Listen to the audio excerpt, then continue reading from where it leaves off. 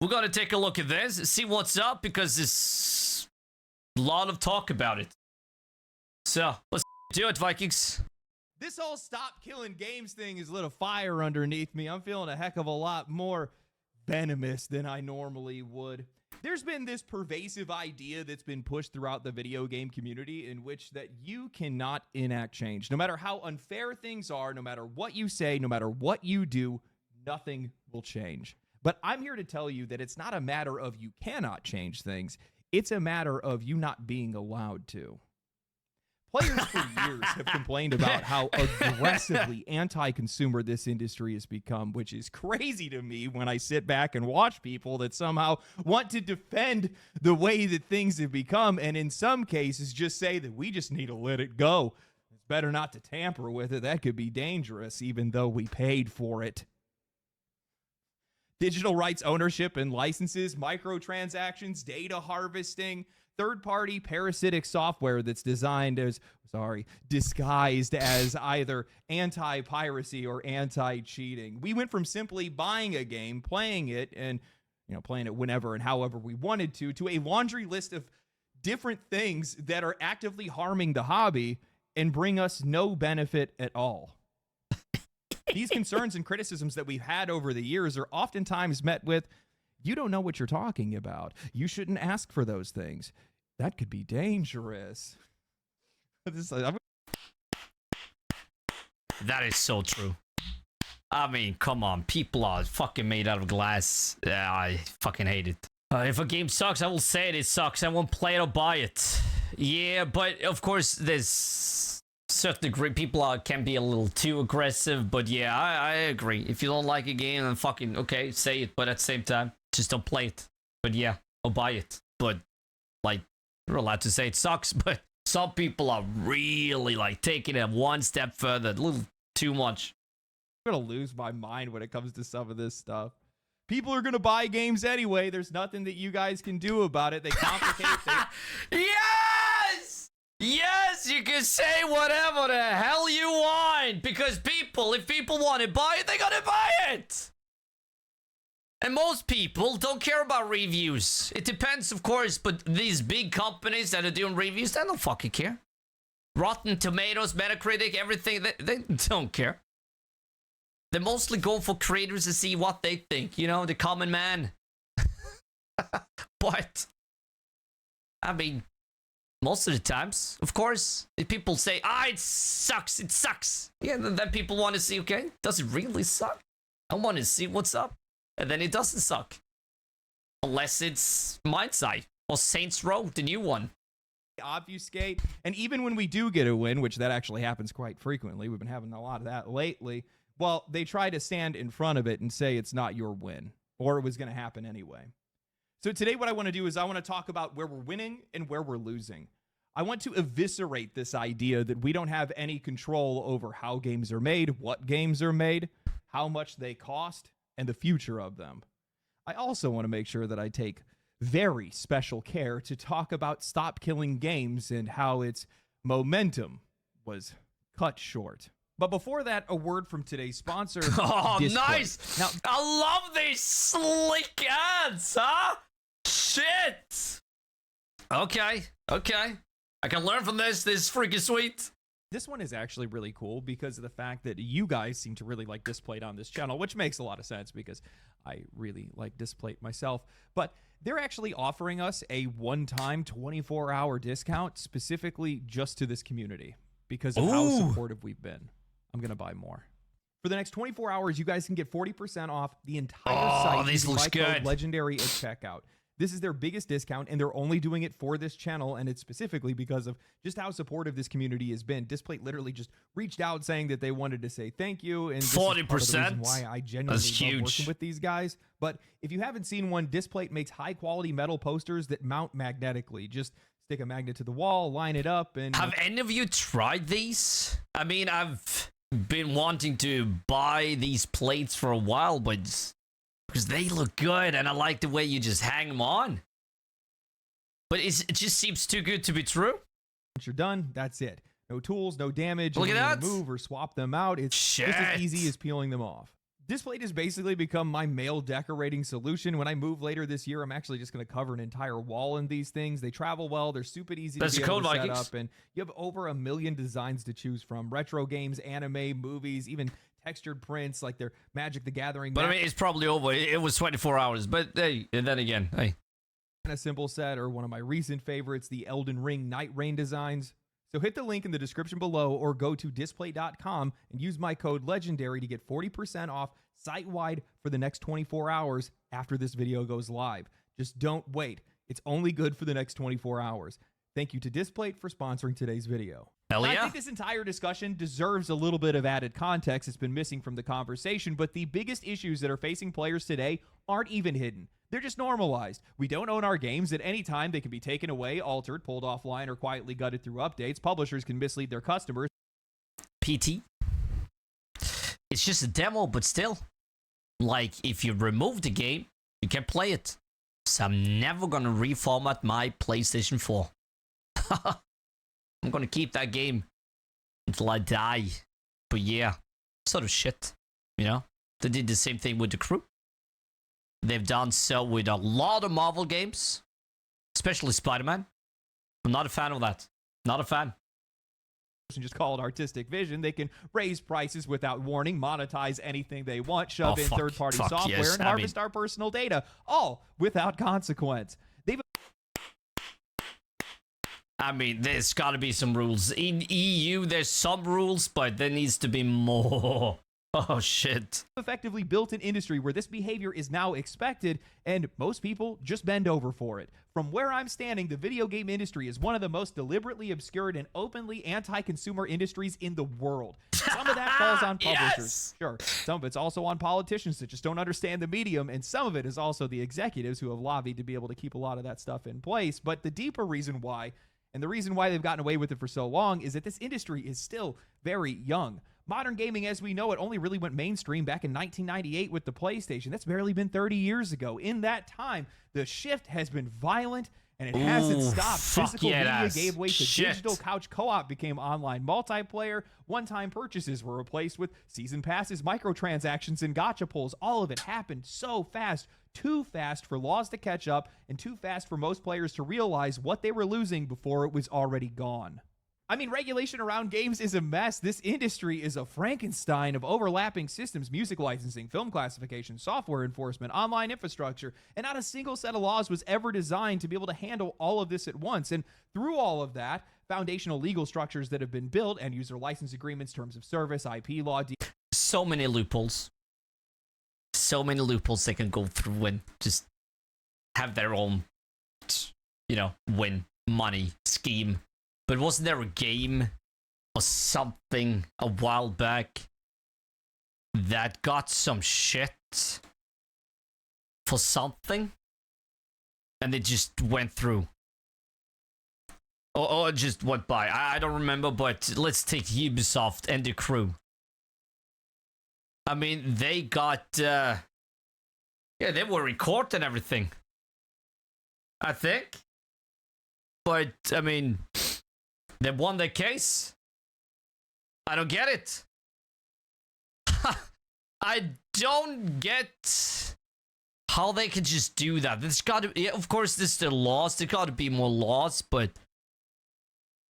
the laws in general are now, if it's digital, you don't own it, and like the one that owns the thing, you know, publishers, developers, everything. They can do whatever they want. So if you buy a book, for example, like an audiobook, yeah, if they want to, they can remove it. What? Even with The Crew, it was online only. Both single player and multiplayer, but it's just... Why didn't they do the same thing with The Crew 1 as they did with 2? Just release a patch. Don't remove the whole game. People, like, spent hours.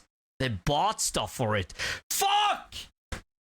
One thing! Vikings, now! Like, I've been thinking about this for so long. Warzone 1. Why the hell could they just move over to Warzone 2? Everything you bought, like, it didn't matter. They canned the game, they removed the game, they canceled everything. You couldn't download it, you couldn't buy it, you couldn't play it. How is that even allowed? It's live again, but in a completely different, like, shit show. I mean, how? I don't get how the hell that is allowed. All those years with gaming, all that money people spent on skins. Also skins. Like everything digital in games should be some kind of law. Let's make digital the same as physical as long as you pay for it. But fuck, that Warzone, that Activision could just go through that with clean hands and just, yeah, we're good. No consequences whatsoever. Conscience was clean. Come on. Ah, shit. I just found out that Xbox is going the same route as Nintendo and raised the game price to 80. Are they? I hope Sony doesn't go that route too. I think Sony said, I thought it was Xbox though. I thought Xbox said, yeah, we won't raise the price, but maybe it was Sony. Yeah, that's the thing. When one do it, everyone does it. Same thing happened from 60 to 70. Yeah, but the reason why Xbox is doing it is, you know, they need more into Game Pass. Huh? More people into Game Pass. Here we go. It's a scheme. Disgusting. Truly disgusting, in my opinion. And they get away with it. DRM. These are all built to maximize control for the publishers, not protect the players. They give these companies the right to revoke access to Ultra products post-sale, to harvest our data, and all the while, they hide behind these dense, unreadable contracts. The system is too complex by design, and the more convoluted it gets, the harder it becomes for anybody to hold these guys accountable. Yes. Through this constant and relentless evolution of this industry, we, the customer, have always been on the back foot. Prices keep going up, rights disappear, protections never arrive, and the further that we go, the more it starts to feel like we're just being quietly suffocated. Games now hide behind walls of legalese, 12,000-word-long end-user license agreement. They use made-up terms like buy-to-play or free-to-play and layers of technical obfuscation to make it nearly impossible to know what we're actually even agreeing to. What used to be just a simple transaction, you buy a game and you play it, is now an implicit contract where you sign away your ownership, your usage rights, and in some cases, your personal data, just for a chance to escape for a couple of hours. Yes. The core issue here is that this industry grew too fast and too selfish, and somewhere along the way, it just left the customer behind. And worse off, we are operating in a system in which players can clearly understand, we can clearly see that something is wrong, we can name the culprits, we can spot the red flags, we can warn each other in real time, yet we can't fully explain how the trick works or how to fix it. Because none of us are developers, we're not lawyers, we don't have back-end access, and all we have is a list, a growing list of... Yeah, we know it's wrong, and that is shit, but what the fuck are we gonna do? All we can do, of course, is just not buy it, but I mean, are we not gonna play games? I mean, come on. Examples and a survival instinct that's telling us to fight. And one of the best examples of players trying to fight back, that survival instinct kicking in, trying to sound the alarm before things get worse, is Stop Killing Games, an initiative that was started by Ross of Accursed Farms. He's been warning people for over a decade now, fighting to get consumer protections around digital rights, asking just what... They're getting close to the goal too. They're getting close. So definitely sign that shit. Definitely. I think it's EU and UK only, but fuck, do it. This is amazing. Big changes can come. One thing. Don't let companies erase games that people paid for. I'm sure a lot of you guys already know about this, but in case you don't, the core idea is simple. When you buy a game, you should be able to keep it. You shouldn't lose access just because a publisher decides they want to flip a switch. Right now, Ubisoft, of all companies, God, these guys cannot stay out of trouble, can they? They're getting sued in California over this exact issue, a class action lawsuit that claims that the company misled players by selling the crew as a product that they owned when in reality it was a time-limited license. And that's the trick, isn't it? Because physical games were always understood as ownership, but digital games, somewhere along the way, that language sort of mutated a little bit. What you're really buying now isn't a game. And that was like long ago. I don't know when the crew came out, but that was long ago. Like if you buy this game, you own it. But now, like, nothing happened with the rules and laws. It's still the same. But now they can just shift it to something else because there's no laws against it. It was freaking shit. Permission, temporary, revocable. And that's why indie games are better. I would say, I think it's great of Sony and Xbox to hype those games up, the indie games. The thing is, they hype up the wrong indie games. The sucky ones, the really small ones that doesn't do well. But yeah, like, indie games is the way forward as of now. I think indie games will be the way forward in the next at least 2 years. Maybe more. It's just, yes, some big names, like some big names in the gaming industry, directors and all that, the making games, they have a choice what they want to do. If you take the, like, It Takes Two director, I don't know, I don't remember the studio or the name, but, like, he's under EA. EA is the publisher, but he can fucking say, no, you know what? If one person buys the game, they have a license to give out to another. And that's because they make money for EA. But they are sticking their fucking ground and say, no, if I'm gonna agree to this, this is what's gonna happen. And I think we need more balls in the gaming industry. People that can say, fuck no. Fuck Ubisoft. Fuck you, EA. Activision, Blizzard, fuck you all. I'm gonna do what I want. I want to think about the consumers, the community, people that buy the game. I want to take care of them. Give them what they deserve. They paid for this, and now it's gonna cost $80 for a game. Like, it looks like we are getting closer and closer to that rumor of $100 for GTA 6. We're getting there. If that sells, like the standard edition sells for 100 USD,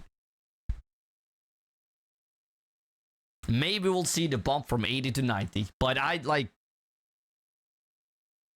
maybe not this soon. But I mean, come on. I get they need money, but this is not the way. Now indie games and free-to-play games is almost better to just fucking play now, you know? Outer Worlds was the first Xbox game announced as $80 for the standard version, and yeah, it's so they can sell more game passes. Nintendo new policy, you pay a license to play our games, and in no moment you own the game. Exactly.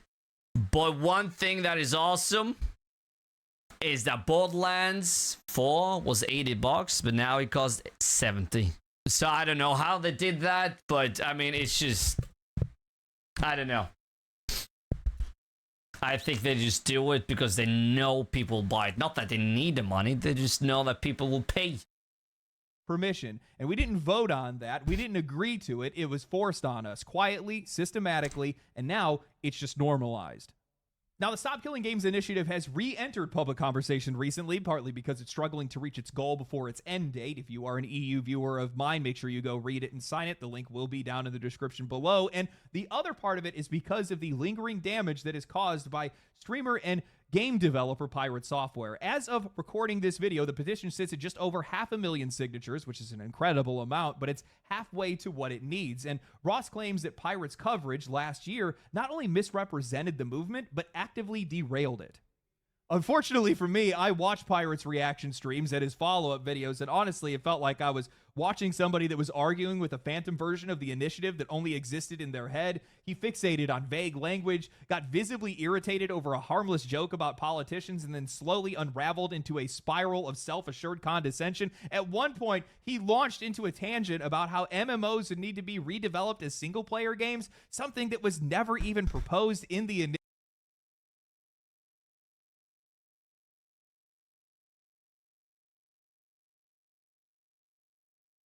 The fuck is this? What is this? MMO? Well, what is he on?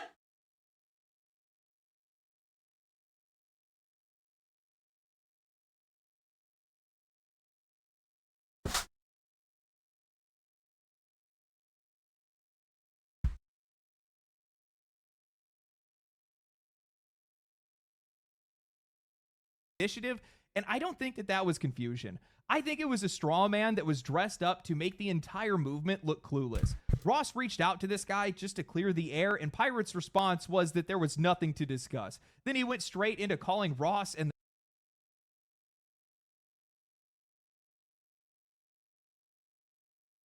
the movement disgusting, hurling personal insults. Now, of course, his initial comments and criticisms did come under fire last year, but just to make sure that misrepresentation stuck, he followed up the initial backlash with a 15-minute video where within the first 90 seconds, he reframes the entire initiative as being about live service games, which it's part of it, but it's definitely not the entire thing. Watching it back, this guy is like Dr. Jekyll and Mr. Hyde. On YouTube, he's Mr. Rogers. This is the only version of the guy that I knew. Helpful game developer, offering advice and encouraging newcomers, but in his streams, this guy is unhinged. Completely unprovoked, he's telling Ross and the entire movement to eat his entire ass, and then bragging about how he's going to actively convince people not to sign the petition. All of this can eat shit then. I dropped the mask entirely. I have no qualms about that. They can eat my entire ass. The whole thing. That is not so.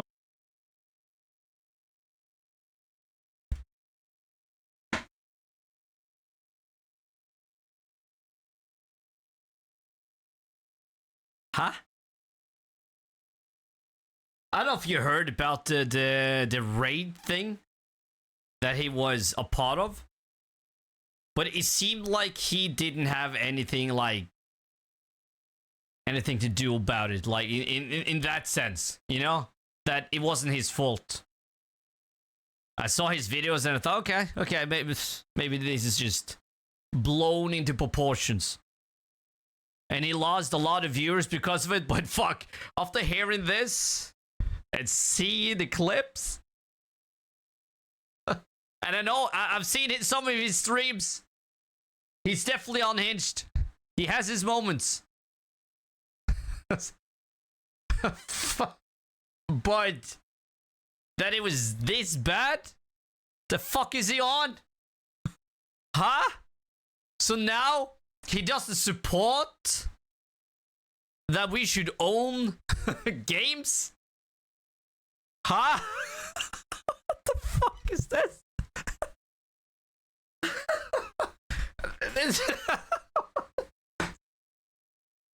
Well, fuck him then. Bipolar 100%. Yo, I mean, fuck him. What the fuck is this?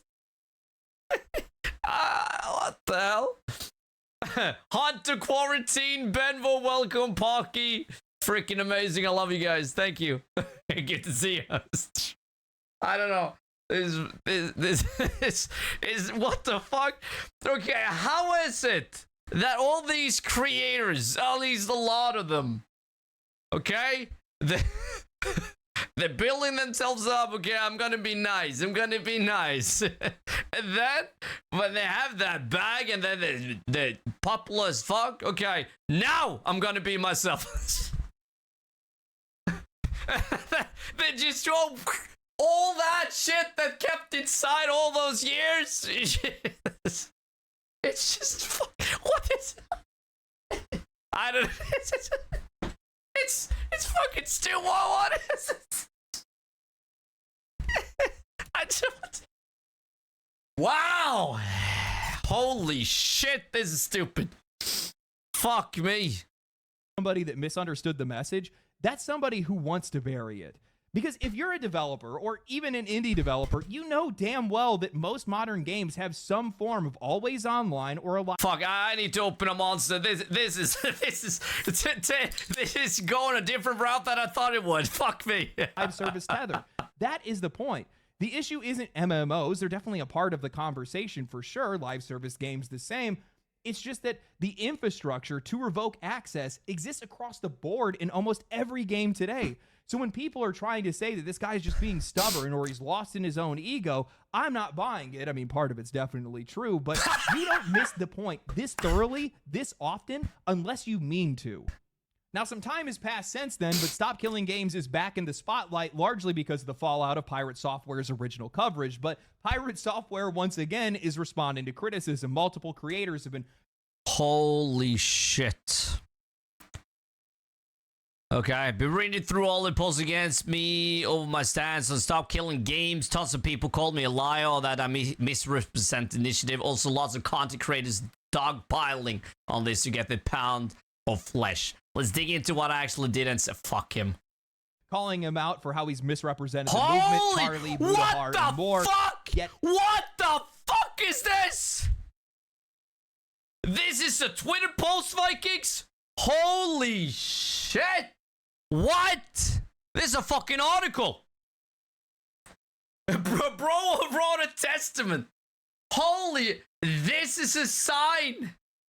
This is a big sign that he knows he's in the shit. He knows he's wrong, but fine. He gotta defend himself.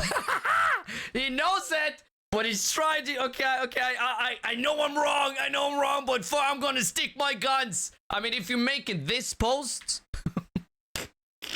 this long, oh, you know you're fucked. Calling him out for how he's misrepresented the movement, Charlie, Budahar, and more.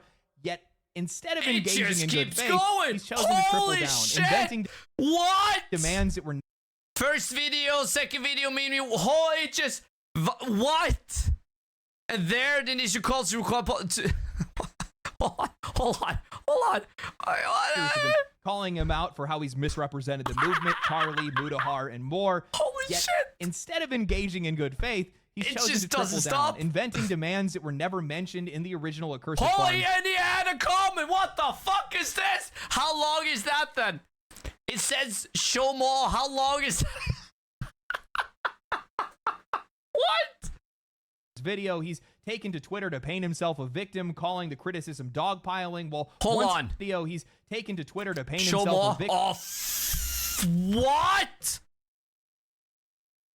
What? This is a comment under the video. Yeah, he's cooked. He knows it. He's wrong. He's fucking wrong. This is a bad thing.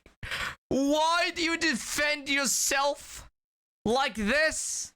Just accept it. Just announce that, okay, I was wrong, sorry. But no, hell no. I'm gonna stick my guns. What a... Yeah, I lost respect. Holy shit. Calling the criticism dogpiling. Well, once again, okay, another one. Hold on. Okay, here's the second. Okay? Here's the second one. Language that was contained with... Oh, yeah, okay. It wasn't that bad. It wasn't that long. in the initiative and pretending... But he answers every fucking comment with... is a formal legislative proposal rather than what it actually is, a grassroots call. Yeah, he defends himself. Holy shit. For consumer protection. Look, I'm not here to dissect every... Well, and at the same time, okay, if he thinks he was right, okay, then just... Why defend yourself? Just take the shit, let it be, just say, no. I mean, I'm still right. I don't need to defend myself. I'm sticking with what I said. I don't know. Something. But this guy knows he's wrong. But he's sticking with he's sticking to it, Vikings. Maybe a little too much, huh? Every single one of this guy's missteps, to be honest with you guys, I wouldn't care enough to be able to do so in the first place. But I do believe that his takes are deliberate, not ignorant, like a lot of other people are claiming. There is a fundamental misunderstanding about the position that this guy is speaking from. A lot of people still see Pirate as just a content creator, a fellow gamer in a lot of cases, but he is not. He is a high on his own supply game developer and a self-published one at that. A dangerous combination. When movements like this start gaining traction, especially ones with broad, emotionally driven language, people in his position see them as a threat. Regulation, even when justified, brings risk. And for somebody running their own studio, that risk feels personal. He is not approaching this as a customer or as a consumer who feels disadvantaged. He can't even see it from that perspective. He is approaching it as a developer who wants to keep things exactly the way they are, because any structural change might infringe on his or other developers' profitability, creative control. That's what's up. You know, he's making a game, Vikings. He's making a game. And he doesn't want the laws to change because he wants his bag. But he doesn't want all these laws.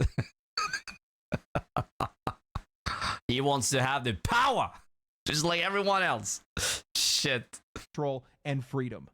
Which, honestly, that would be a valid position to take if that were actually an issue in the first place. But this guy's entire argument hinges on how vague the petition's wording is and how dangerously specific it needs to be. And that is what drives me crazy because, bro, of course it's vague.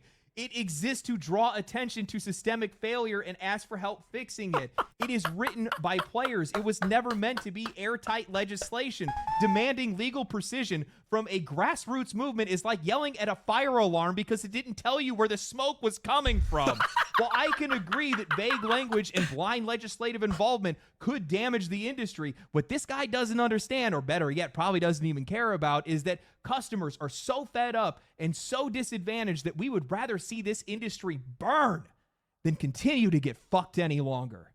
I think what makes this all worse is who Pirate Software is. He is not just a dev, he is a widely known advice streamer whose entire platform is built on helping people navigate the games industry. His YouTube shorts dominate timelines, giving advice and explanations. He is in the most unique position to steer this conversation, to refine the message, to bring nuance where it is needed. He could have acknowledged the frustrations that players are feeling, classified the legitimate concerns, and then offered guidance on how to push the discussion forward, but instead he got triggered by a joke, lashed out, and then kept escalating, misrepresenting the entire movement, discrediting its supporters, and doubling down on made-up demands. That's why I'm saying all of this is not a misinterpretation. It is a purposeful misdirection. He knows when players are saying things like, give us the source code after a live server shutdown. That is not a literal policy demand. It is throwing something at the wall. It is just a symptom of frustration. It is a way of saying this isn't fair and we are tired of being taken advantage of. Yeah, maybe the specifics don't make any sense. Maybe we're asking for the wrong things. You could actually help with that, but you chose not to. The emotion here is real. Most of us don't know how to fix the industry. We just know that it's broken, and we're not wrong for pointing it out, even if we don't have all the answers. You're going to have people that are going to want to stand in the way of something like Stop Killing Games or any other movement that might pop up in the future because they want to keep the status quo, because they want to protect themselves, their profitability, their companies, and they just are afraid of change. They're afraid of politicians coming in and touching something that they fundamentally don't understand. And I understand that risk. I also don't give a shit. We can't stand idly by. Hell yeah. I'm going to boil this down very simply for everybody. Yeah. Right now, we are buying products that have a license. That license can expire, but it has no expiration date. How does that make any sense? And how is that fair? Yep. It is quite literally predicated on it expires when we say so. That's it. That's as simple as the language gets. That should not exist. That is just blatantly unfair, and I don't even understand how these guys have gotten away with it, to be honest with you. I'm posting... Again, I'm gonna say the Warzone 1. How the hell could they just do that, get away with it, and just live the days with just... with free conscience? Nah. Nope. Wear that shit. Zombie. Whistle. Ciao. Swifty. Im. Welcome all. A link to the EU petition in the description of this video. If you are an EU viewer of mine, I am looking at you right now. Go sign it. Go read it, obviously, first. Don't just sign it blindly. But while it doesn't have all the answers, it at least draws attention to an issue, and that's all we can ask for at this point. Far too many times do I see people cry out, oh, we'll never be able to fix X or Y thing. People will buy it anyway. People won't do anything. Nobody will stand up. Mm-hmm. Of course they won't. Of course they will just buy anything. People rarely do anything that's actually in their best interest. That's why consumer protections exist. They are a firewall, and you have an opportunity to build a firewall that protects you and people that get to play video games in the future. Mm-hmm. If you love the hobby, support the hobby. Protect the hobby. Because it's very obvious that video game developers don't want to. You know, I saw At least the in big response ones. to a lot Hell of the yeah. criticism, Pirate Software has been writing very lengthy tweets online. Good Lord, it's a lot of words, man. I would never take the time to write something that long on Twitter. But he talked No, about fucking how, article. well, if you make live service games more difficult to make, then developers are going to make more single-player and couch co-op games. Oh, God. Nothing but that. Nothing but something that actually values my time. Oh, God. Fuck yeah! How do you not recognize how cooked this industry is? How do you not recognize how bad things have gotten? Are Yeah. we supposed to just sit back and believe that it's a rare coincidence that for some odd reason all of these companies want to have a live service game because, oh, it must be because it's for our best interests, right? Is that why? His entire argument hinged It's on stupid. how vague the language was in the petition, and talked about how Stupid he didn't as fuck. want politicians to come in and blindly start legislating. Really funny coming from the guy that got triggered over the fact that Ross said that politicians like easy wins. Which one is it, my guy? You ever think to yourself that maybe this industry needs to have some regulation? Maybe it needs to have some limitation, and without it, they're no good. But digital rights ownership isn't the end of this fight. There's a lot of other battles that we're fighting right now, and just as many people are lining up to say that we can't win or that we shouldn't win. And even when we do accomplish something, well, they tell us that it wasn't you. It was going to happen anyway. But the truth is, what these people forget is that we are the ones that enact change because we're the ones that are paying for it. Whether people want to admit it or not, we have been collecting wins. Two of the biggest issues that have been plaguing the games industry right now are the rising prices of games and the exponential rate in which they're being carved up and served for microtransactions. Publishers have been seeing nothing but dollar signs, but their aggressive tactics have left players feeling like we are constantly... Yeah, I mean, like we said, prices are going up, but one thing, Vikings, split gate 2. You saw that thing, right? I mean... the prices were maddening. How much was it? Freaking... yeah, how much was it? Was it $40 or something? For a bundle? Yeah, I think it was. $40 for a bundle of skins and weapon skins. And with a lot of, let's say a little, maybe not hate, but a lot of shit went against that. Yeah, they cut the prices in half. Still, I think it's too much.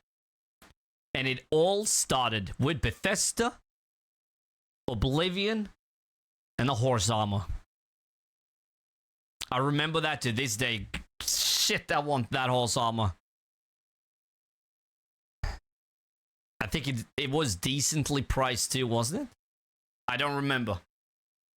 But now, one issue, not one, but one big issue I had with these skins and the MTX is the prices. Holy God, the prices. They're so fucking steep. It's maddening, like how they can just... I think that, okay, they still cost like a fuck ton with these Fortnite skins and all that, but at least you can buy them separately. And it's like, it's an okay price. but it's still a lot. Shit, it's a lot of money.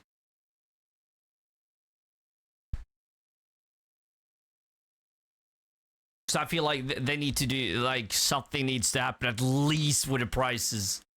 Like, they earn a fuck ton of money, but I feel like they can earn a fuck ton of money by lowering the prices. Don't have a one skin cost $20. What? And a weapon skin pack like 10? What?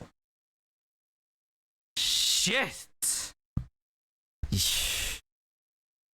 Being charged more for less. And that frustration isn't fading. If anything, it's reaching a boiling point. And the result hasn't been that we're buying fewer games, it's that we're buying somebody else's. One of the clearest examples of this backlash came with Borderlands 4, where fans started asking about the game's price. Gearbox's CEO got evasive, defensive, and at one point downright condescending. I've already covered that mess in detail, but here's the short version of it. After weeks of dodging, he finally came forward to say that the game would launch at $70, not $80. Not following in the footsteps of Nintendo or Xbox, and to be honest, I was relieved. Yeah, the bundles for the game are still absurdly overpriced, $100 deluxe and $130 super deluxe. Laughable, shit. but keeping the base game at $70 is a win for now. It's clear Take-Two either realized that this wasn't the game to test a price hike on, or they just felt like this wasn't the time. But instead of that being treated as a clear example of customer pressure working, the moment was brushed aside. Gaming outlets immediately downplayed the backlash, calling it drama, insisted that we actually had no impact, and claimed that the decision likely was going to happen anyway, because God forbid... Do you think they used this as a PR move? What if the original idea was to have this as $70?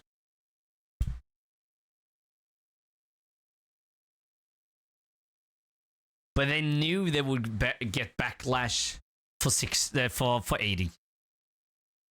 Because, I mean, all PR is good PR. So, I mean, was this like a PR move?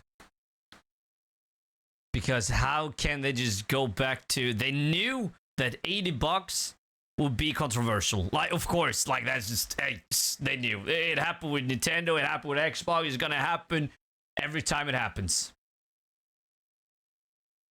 Seems like this was a PR move. They knew this was gonna happen. Why Pitchford was... Is it Pitchford or Richford? I don't care. Like, either way. I think he knew less than he was supposed to. Because I think he seriously thought this was going to be 80. But all these PR people, they knew it was going to be 70, but they want to announce this is 80 just to get all that PR. I don't know. It's weird. It's weird how greedy all these motherfuckers are. Players feel like they had a hand in anything or any power. In an article from Kotaku written by Zach Zwiezen titled Borderlands 4 Reveals $70 Price Tag Proving All of the Drama Was for Nothing, Zach wrote, last month the price of Borderlands 4 became a hot topic because Gearbox CEO Randy Pitchford on May 9th, after Nintendo and Xbox had announced $80 video games like Mario Kart World, Pitchford told fans at PAX East that the price of the game was going to be announced soon. He also claimed that he had no idea what the price would be, but assured people that the game would be worth it.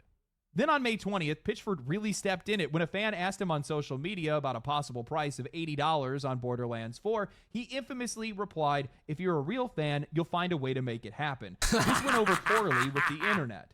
A few days later, he said he didn't mean to sound like an asshole. A week later, he posted a 573-word-long tweet apologizing. Shit! What? And explaining that he just meant that Borderlands 4 would be fine even with the higher price tag, and that he didn't intend to set off a firestorm of controversy and discourse. He does this every time.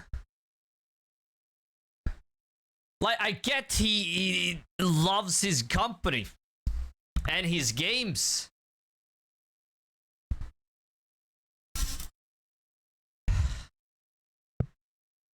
But holy shit, he's an ass. He doesn't care. He doesn't care. He knows that, okay, Borderlands, ooh, it's gonna make money. It's gonna make money.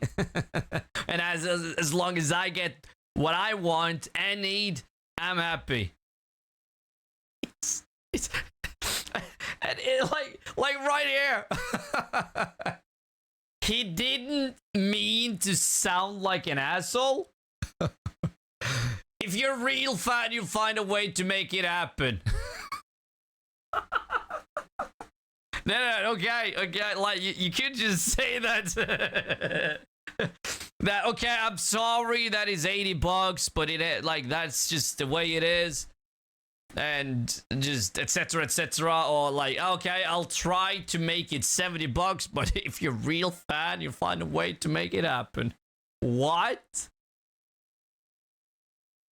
So let's say you earn, like, poorly on your job. Yeah, you're not a real fan. If you can't afford Borderlands 4, you're not a real fan. What the fuck? Yeah, don't eat, just buy the game. Well, I mean, if you can't afford food, you don't care about your life. What the fuck? It's like saying if you love Gordon Ramsay, you need to pay $3K for a meal at his restaurant. It's what the fuck? And he didn't mean to sound like an ass. What? Yeah, I don't know. Is like, does he live in a cave? Doesn't he have a family? Does he, like, after work, if he works, just does he just go into his apartment house, close the door, lock it, and just stay there? Close the curtains. Turn off internet. It's, I don't know, people. Some people are just, wow, too high on themselves. That brings us to today, where 2K finally confirmed that Borderlands 4 is only $70 after all of that hoopla. 2K announced it. Fuck yeah! And 2K is the publisher, Vikings. That is huge. 2K announced it themselves. Fuck yeah!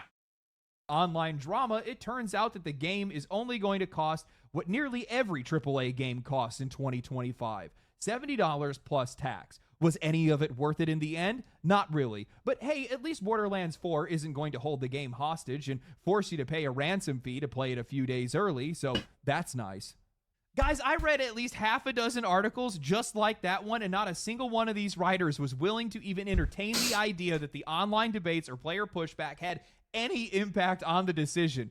The overwhelming consensus, it was always going to be $70. Really? Then why was Randy Pitchford so evasive about the price in the first place? Are we really supposed to believe that the CEO of Gearbox genuinely has no clue what his... Yeah, seriously. Again, I don't think he knew. I think, like, okay, we're going to make him a part of it. We're not going to tell him a thing. We're going to make him a part of it. Because we know he stirs the pot. So we're gonna tell him it's $80, but the real price is 70. Like they know, like I said, all PR is good PR, and they knew that when Pitchford says something, it's usually something shit, and they know that he stirs the pot. People are gonna go against him. But yeah, I seriously think that he had no clue. Watching him play Dead Cells in the background makes me want to grab my phone and go play it again. Like, seriously? Dead Cell is on mobile? Never played it though, but hey, is it? That's freaking huge. Own game is going to cost just months before release. Let's at least be honest here. The price did not stay $70 in a vacuum. It wasn't just Borderlands 4 that got people talking. It's the entire ongoing backlash against Nintendo, against Xbox, and the string of hype. Why is this playing in the background? Why isn't Borderlands 4 something else? Is it because it is an indie game? A successful indie game? Could be. Profile failures that we've seen across AAA publishing. Assassin's Creed, one of the most recognizable franchises in gaming, still has not shared unit sales. Avowed came and went. Holy shit, that's true? No, like that, what? That is true? No units, what? That is... Holy shit. All we know, like... Even the people with the money, what the hell are they called, Vikings? People with the money. Investors. Even they didn't get an answer from Ubisoft. Wales. Yeah, but even they didn't get an answer. Like, okay, how many do you expect to sell? How many did you sell? Yeah, they got no answer. Yeah, I think there's a reason for that. Shadows. Like, I don't... Okay, like, we're just gonna go like a sidestep here, Vikings. Shadows. That was supposed to be shorter than Valhalla. To me, it looks like it's as long or longer. Same with Valhalla. It was supposed to be shorter than Odyssey. Fuck, it wasn't. It wasn't. And then you have Odyssey, okay, it was long. But that one was good. It could have been shorter, in my opinion. It could, like, that was... When I did everything, vanilla game and DLC, I think I came around 303 hours after doing everything, the DLCs and all. But to me, I think like 300 hours just for a game is a lot. Like, without the DLC. 300 hours? Ah! That's long, especially if it's open world. I think like it's just too much for an open world game.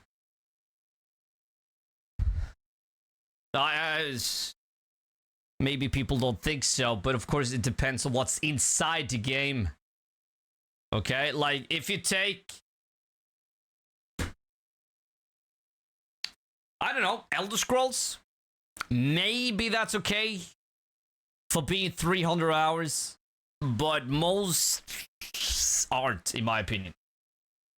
In a week, Doom Dark Ages, the exact same thing. If I remember correctly, the only major AAA successes that we have seen this year is Monster Hunter Wilds and Elden Ring Night Reign. Meanwhile, it's all been smaller or mid-sized games. Repo, Schedule 1, Kingdom Come Deliverance 2, Expedition 33, Split Fiction. These are the games that were dominant. Yeah, Dark Ages didn't do so well either.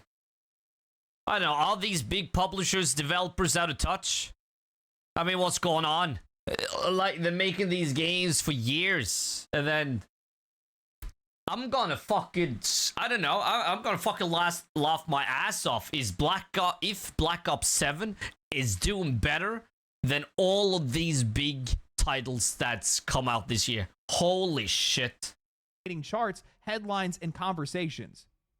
I'm sorry, but you can't tell me that there isn't a world where one of these publishers finally wakes up and says, hey, maybe we're pushing too hard, maybe we're moving too fast, maybe the players are actually done with this. Borderlands 4 is not the kind of game, especially the money that they put into it, it's definitely not the kind of game that they're going to want to gamble with, especially with the price increase. The last few entries did not land well. This one's being quietly framed as a soft reboot. There's a lot of uncertainty here. And when the entire gaming community is already at a boiling point, you don't fan the flames, you back off, at least for now.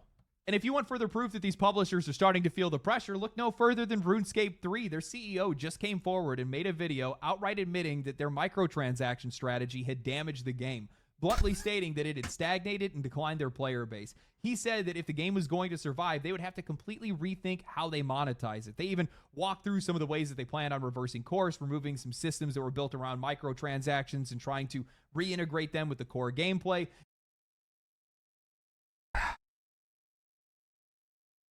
What the fuck?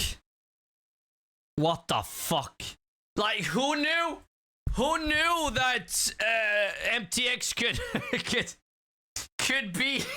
do that much damage? Who knew?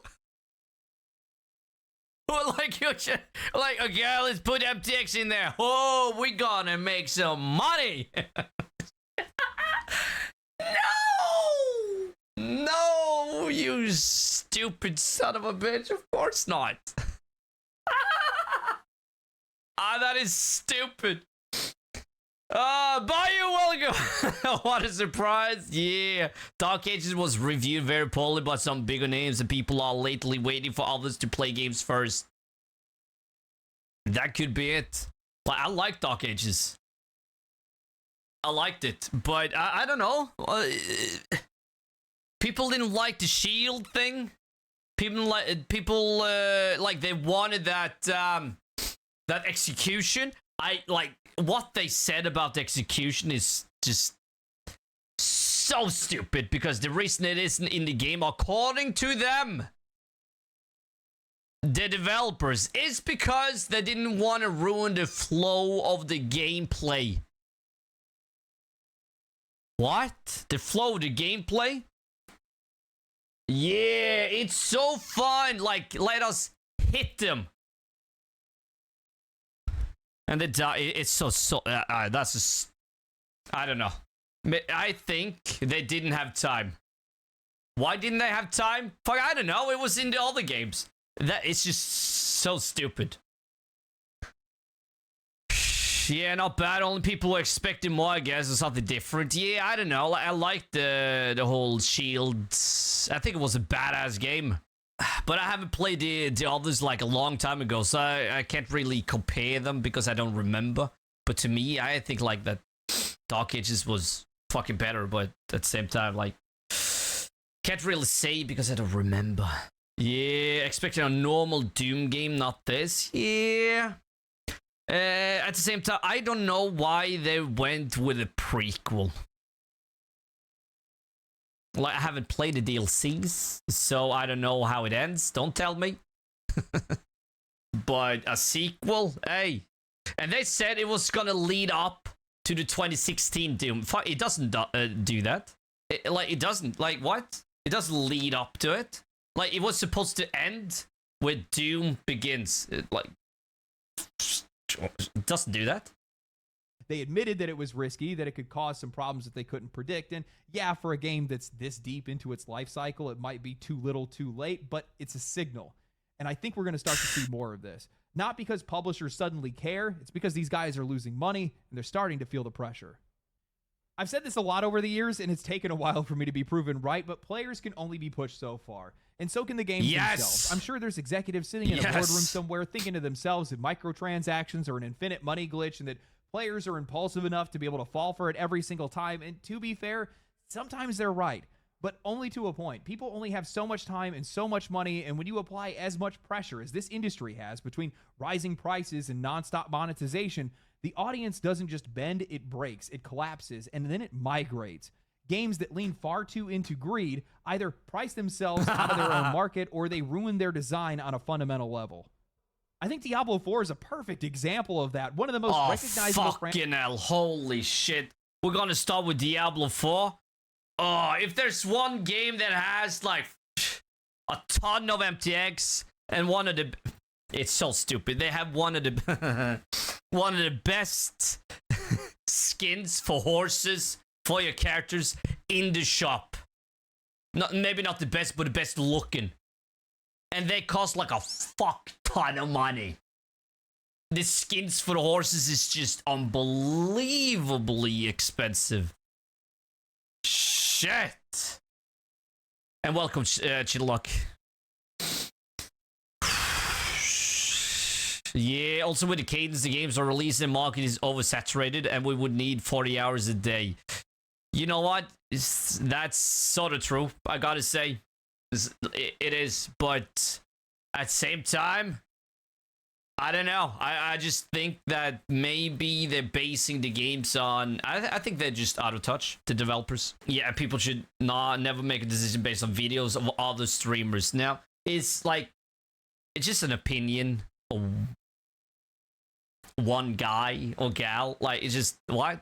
Of all the billions of people that live on this earth, just take your own opinion instead. You know? Not somebody else's. Not even mine. You know? Do what you want. Franchises in the world, massive launch numbers, and yet it lost all of its momentum almost immediately. Why? Because it just couldn't be a Diablo game. It had to be Call of Duty. It had to have a battle pass. It had to lock all of the best cosmetics behind a paywall instead of rewarding players for actually playing the game. And yeah, some people are going to say, well, it's just that the game wasn't good. And that's exactly the point. It wasn't good because of how it was built around its monetization. Yes! All that time and effort went into how that game was monetized, how they were going to monetize that experience instead of making it about what the experience was. There you go! There's so many games that's like that. They're basing the game around the MTX. Fuck yeah. That's the nail on the head or head on the nail or whatever you say. Fuck yeah. Shit. In the first place. They made that game so easy and so shallow just to be able to reach a broader audience. But what it actually did was undermine the longevity of the entire product. How many hours do you think players are going to want to invest in a shallow game? They then threw in a battle pass, and suddenly players feel like they're on a schedule they can't even keep. They made gear you earn look way worse than the stuff that you can buy. So even when you do grind, it feels like you accomplished nothing. And sure, people stop playing because it's not very fun, but that's still a choice, and those choices shape how games are made in the future. The truth is, we are changing the games industry. Some of it happens through direct backlash, petitions, and public outcry. Some of it happens more quietly when millions of players shift their money elsewhere or simply stop showing up. That influence may not look like a victory. It may not come with a press release or a public apology, but you can see it in the decisions that they make. You can see it in the price tags that they walk back, the monetization that they adjust, the games that fail, and the ones they cancel. People will keep telling you that it doesn't matter, that complaining is just noise, that we're wasting our breath, but those people don't decide anything. We do. We're the ones that are paying for these games. We are the ones that are talking about them, recommending them, warning each other, and keeping the pressure on. And no matter how much they try to shut us out or discredit what we're doing, the fact remains the industry does not exist without us. We are not just a part of the equation, we are the equation. And people need to remember that. A lot of times when I see people trying to push back or take away wins from the players, push back against their arguments, their criticisms, the backlash that they see, try to undermine that stuff and just call it drama, a lot of it is just personal differences.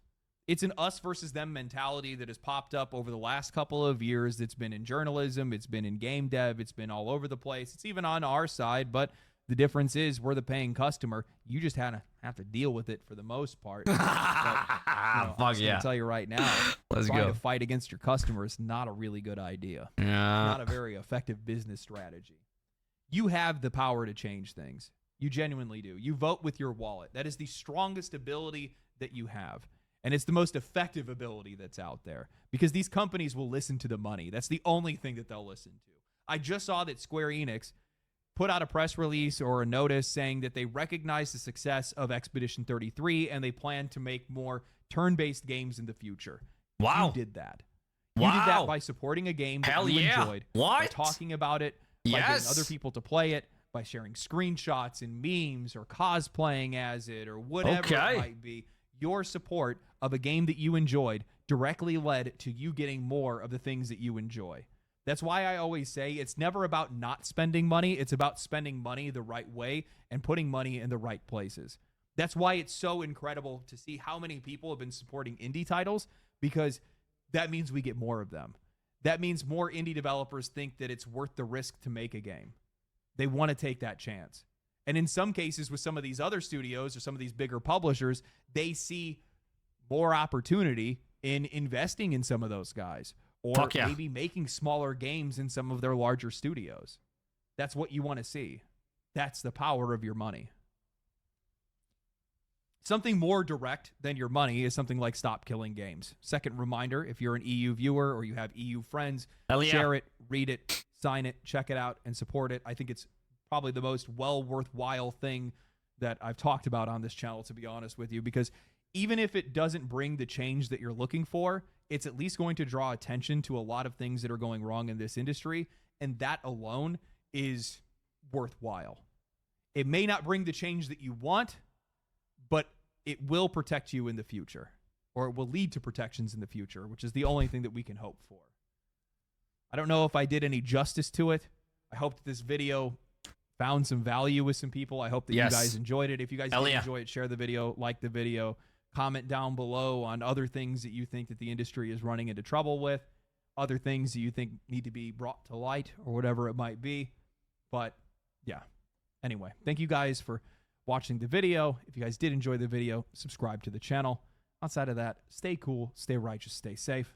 I'll catch you guys in the next one. Peace. Family. Awesome, awesome, and so many good points. So many good points, and I think like that MTX thing. So far, there's only been bad ways of doing it. Maybe still to this day, Fortnite doing MTX, maybe not the right way, but the best way so far. But I still think like MTX could be a good thing, but the way they push it and the prices and the bundles, like it could like make it consumer friendly. Don't make MTX out of greed, you know? And do more as Helldivers does it, and Arc Raiders, like make the currency earnable. You know, if you appreciate players' time, have you thought about that? Then, like, fuck, there's a bigger chance they'll actually support you. Not out of greed. Not support, like, your financial need, but actually that they care about the game and the developer.